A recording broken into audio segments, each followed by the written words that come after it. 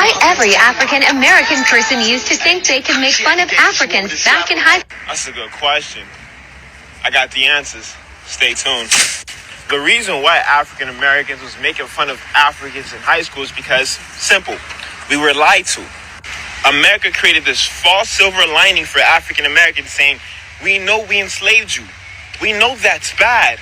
But if we didn't enslave you, you'd be in Africa fighting diseases and eating each other. America led us to believe the more American you are, the better you are in life.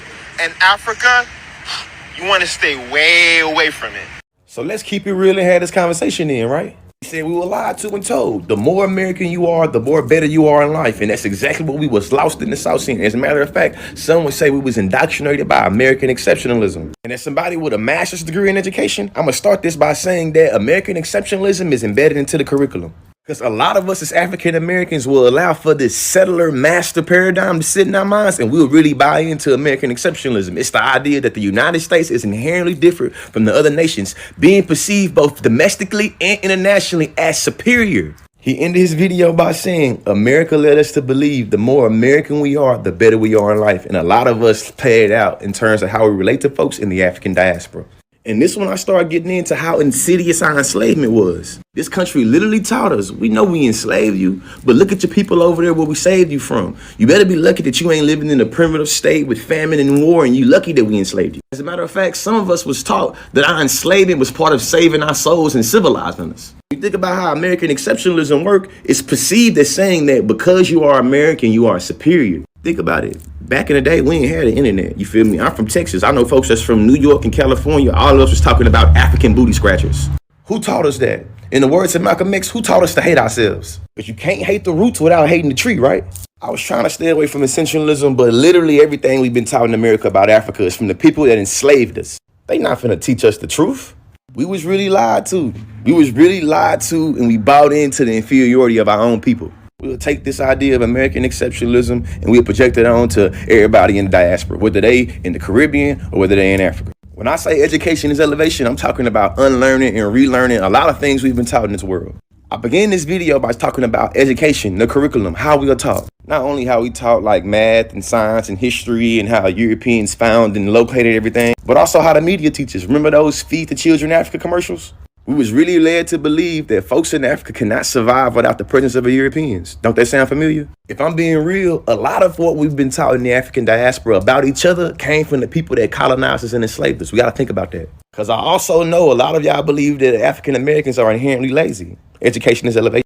That's a very interesting video. I was very happy when I came by this on TikTok. So now we see these two African American brothers really giving the situation some flesh, and it makes sense. I hope it clicks. It makes sense. This is a good thing that we now have the internet and we now have mediums like this where, you know, we can communicate with ourselves and people can, you know, share their stories. So now we're like, oh, you know, they were fed lies and they were made to feel like, oh, the farther away you are from Africa, the better for you. So African Americans are owning to the fact that yes, we used to do this. This is the reason. We're not going to forget the Africans. We're not going to forget us Africans, okay? This is not going to be a one-sided video pointing the fingers at African Americans only, because we Africans, we get our own for body, because we have African Americans also talking about the things that we have been doing to them. In the year 2020, my immediate younger sister recommended me the show Blackish, and I started watching it.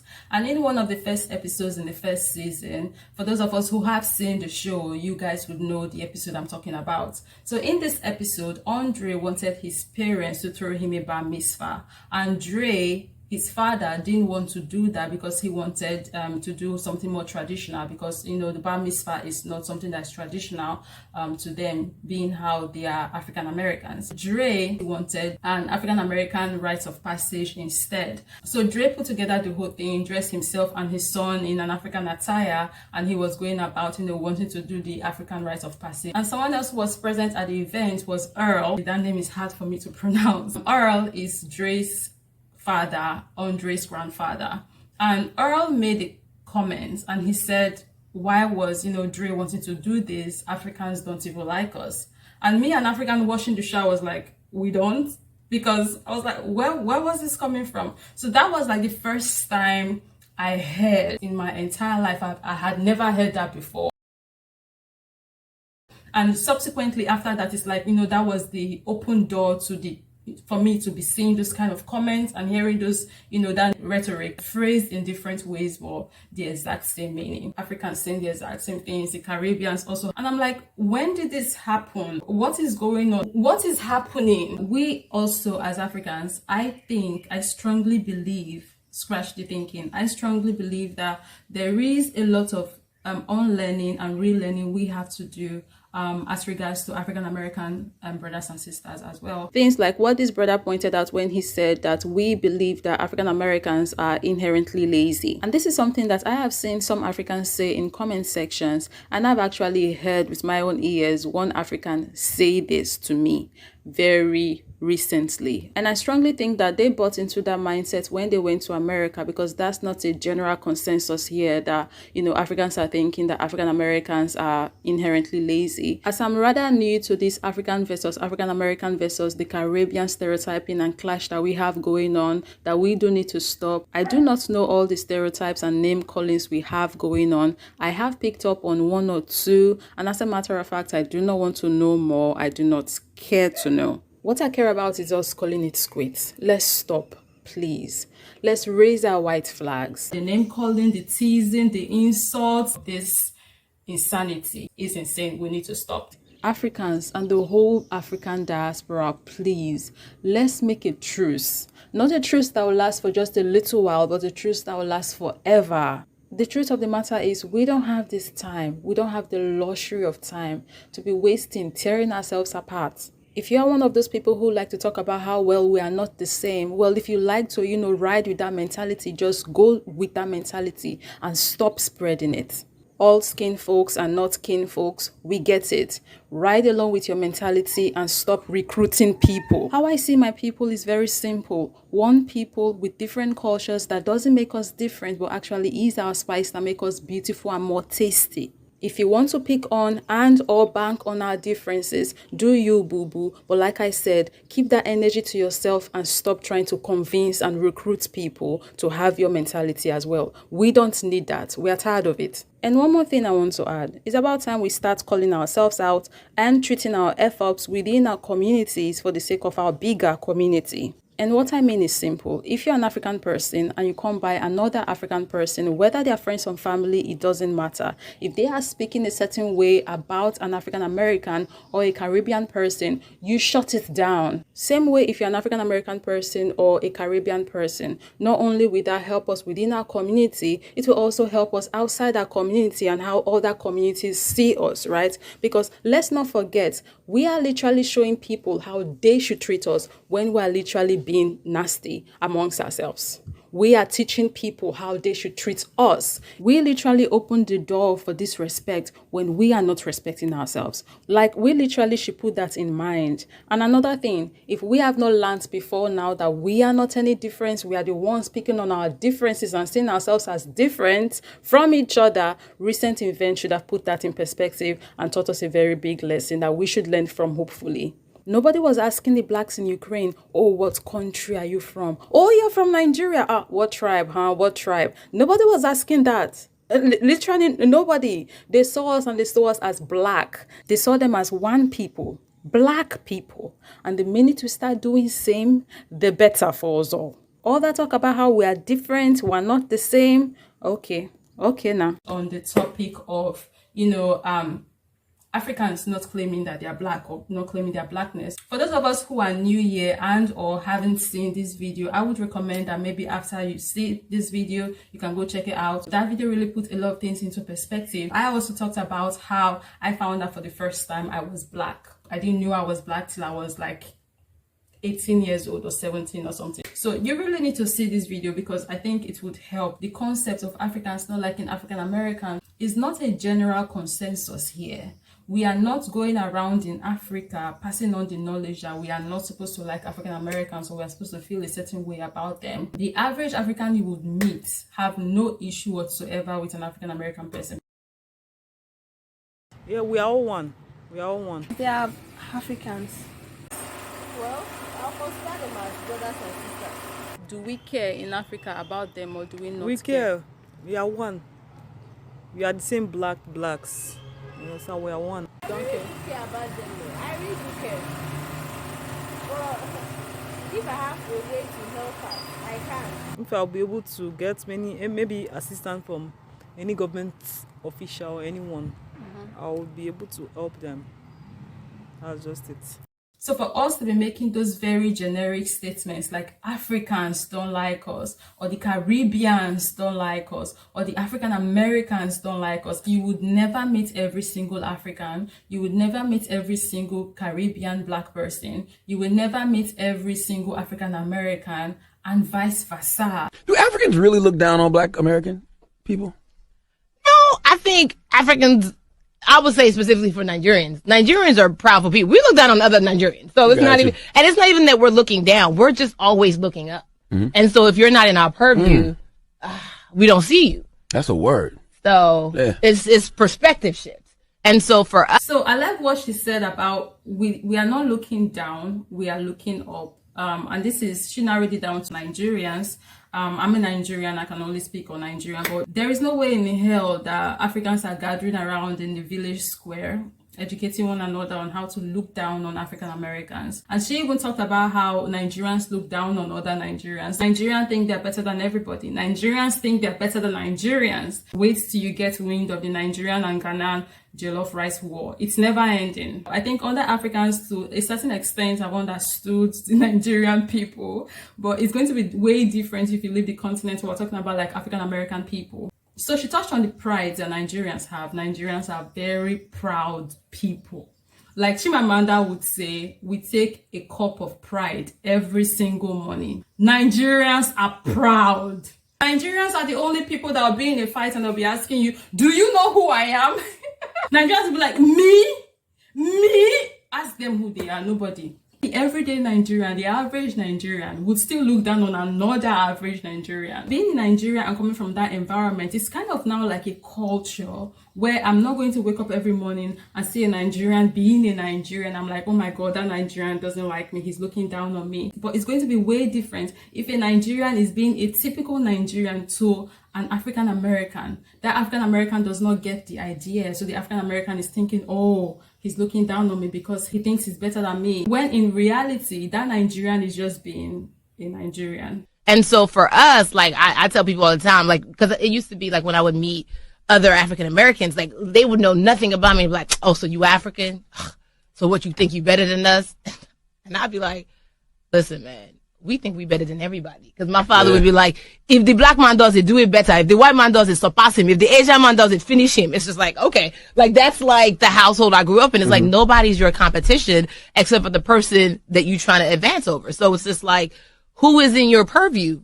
Get them out. Like, why are they even there? Like, why did you even give them an opportunity to be better than you? That's the mentality you should have, though. And so that's why I'd be tripping when people were like, oh, so you smart? Yes. I worked hard to be smart. Like, getting a B, I would cry because my mom would literally be like, so the person who got an A, what were they doing? And why were you not doing it? Like, I don't know. They just know math better than me, mom. You come back with your results or report card and your parents are looking at you like, so is this the result? So this is the result. The person that had 5 A's, did he have 2 heads? You have 1 B. What is that B doing there? Don't get us started on why you have a C. But it was just like, that's unacceptable. We came over here and gave you opportunities, so do better. And it was like, you're not wrong. Yeah. And so I think to have the perspective of, do you think you better, or do you think, it's just like, no, I'm just trying to be my best. And if everybody had the I'm trying to be my best mentality, we wouldn't be worried about who thinks they're better or not. Gotcha. Here from another day. I know, I shaved the whole thing off. I hope I didn't startle you guys too much. But please don't tell my mom. She's going to kill me if she finds out. Okay, so this video has gotten like way too long than I anticipated. But just before we conclude, I just want to touch on these points a little bit. Let's take a look at this comment, for example. I have come by comments like these where people talk about how they came to Africa and Africans were quick to, talk about how they were different. I also saw a comment sometime last year under my own video, and this person was talking about how they came to Nigeria and Nigerians called them Oyibo. here's the thing, take it from an African. So let me put this thing into perspective for you guys. This topic of African Americans coming to Nigeria or to Africa in general, and maybe they get termed a different way and they feel like, oh, we are, trying to stay away from them because we see them as different like that. So in Nigeria, the term Oyibo could be used in 4 different ways. One, it could actually be somebody's surname. There are people in Nigeria whose surname is Oyibo. There is that. The second way the term Oyibo could be used or is used in Nigeria is if someone is referring to a light-skinned person. So if you are a light-skinned black person, you are going to be called Oyibo in Nigeria. So biracial people, yeah, they fall under this category. Thirdly, if you are white or if you are not just black, you are an Oyibo. So literally for these 2 terms, Oyibo means light-skinned, someone that is fair. So whether you are white, Asian, a light-skinned black person, Oyibo, yeah, that's that. The 4th way that Oyibo could be used is if you are a foreigner. So whether you are a dark-skinned foreigner, a light-skinned foreigner, you open your mouth and they can tell that you sound different, yeah, Oyibo. And another way you see Oyibo being used, I'm going to add it to, this last one, this 4th one here, is when you speak in English. We call English Oyibo. So in a situation where you are conversing with someone and you are speaking in English, the person is conversing with you in Pidgin English, and then you are responding in English. They could say, so you dey yarn Oyibo for me, literally meaning, so you are speaking English for me. Who you dey speak Oyibo for? Like I'm speaking to you in Pidgin English and you are responding to me in English, like what the hell? These conversations are very important because we get the opportunity to clear a lot of misconceptions. So an African American coming here and getting called those terms, the person might feel a certain way about it, saying how they got treated badly when they came to Africa, when that necessarily might not have been the case. It's about people being them and acting how they just normally act. But if you do not get an understanding and you get treated how they treat literally everybody where they are coming from, and it's normal, you think they're treating you differently or they're seeing you in a certain way, when what is going on is literally just like misunderstanding or miscommunication, or you just don't understanding the context of how words are being used or certain expressions and stuff like that. Before I say what I'm about to say next, I want to say that I do understand that not all African Americans and black people from the Caribbean claim their Africanness. They do not say they are Africans, and I understand that. I'm not going to be one to tell someone how they should identify or if they should claim that they are African or claim their Africanness. That's not my place. Identify how you want to identify. That's your prerogative. So my FBA brothers and sisters, I understand you guys' position, very valid. I do not know if you guys really do claim Africanness as an ancestry. I don't know, so you guys can educate me down below. But if you don't, it's cool. It's not going to stop me from seeing you as a fellow black brother or sister. I just want to put that out there. And before I quickly round up this video, I understand that some Africans are going around telling African Americans and black people from the Caribbean that they are not African enough. I don't know why you people be doing that, but for those of you that are doing it, can you stop in the name of whatever you believe in? So because some Africans are going around saying that African Americans are not Africans, we now have this narrative where African Americans are saying Africans don't claim us. And also there are Africans that are angry that African Americans are not claiming their Africanness. So they now feel rejected by African Americans. Like the whole thing doesn't make any sense. It's us against the world, not us against ourselves. Can we get it, please? We've equally hurt each other in the past, but we can move on and heal and move forward in love and respect for one another. I think I should end it here. I could go on and on and on. So yeah, let's get the conversation started in the comment section. I will see you guys in the next one. Bye.